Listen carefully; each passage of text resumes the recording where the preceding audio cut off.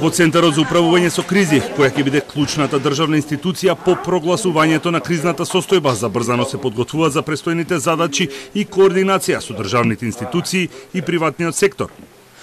Управувачкиот комитет денеска го одобрил предлогот на председателот Стево Пендаровски Советот за безбедност за прогласување на кризна состојба на територијата на цела држава, со што, барем законски, повеќе нема пречки за прогласување на кризна состојба. Денес во 11 часот се одржа онлайн седница на управувачкиот комитет со која председаваше министерот за внатрешни работи Оливер Спасовски. На оваа седница се расправаше за предлогот од групата за процени да се прогласи кризна територија на кризна состојба на целата територија на Република Северна Македонија во време трајање од 30 дена.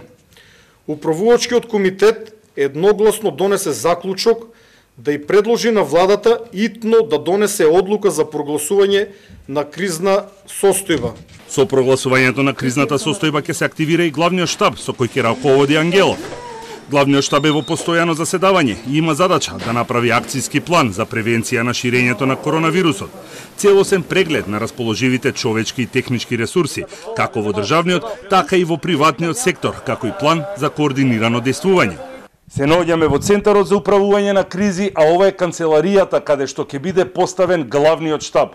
11 мината членови на главниот штаб од овде ќе одлучуваат кои се приоритетите и ќе ги координираат сите активности на државните, но и на приватниот сектор за да се соберат што е можно побрзо и подобро ресурси и да се одговори на предизвиците кои што ги носи пандемијата на коронавирусот во Македонија. Составот на главниот штаб е представници од МВР, МНР, одбрана, здравство, транспорт и врски, но карактеристично е дека овде е и раководителот на итната медицинска помош, директорот на Дирекцијата за заштита и спасување, како и представник на армијата на Република Северна Македонија, представник на Агенцијата за разузнавање, представник на Дирекцијата за безбедност на класифицирани информации, како и представник на Црвениот крст. Значи, вкупно 11 члена. Она што е клучно е како ќе се располага со материјалните и човечки ресурси на приватниот сектор и кој ќе одлучува дали, кога и во колкава мера треба да се вклучи. Користењето на ресурсите на приватниот сектор може да биде доброволно или да се плаќа, а ценовникот е според тарифите кои ги има во стопанските комори и асоциации.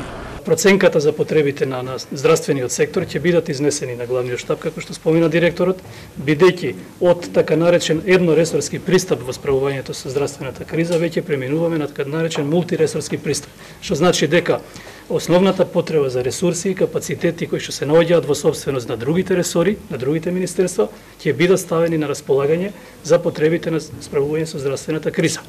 Потребата сепак ќе дојде од здравствениот сектор како примарен носител на здравствената криза, а ќе се разгледуваат на тоа колективно тело на главниот штаб и према приоритетите ќе бидат насочени онамо каде што се најприоритетно потребни.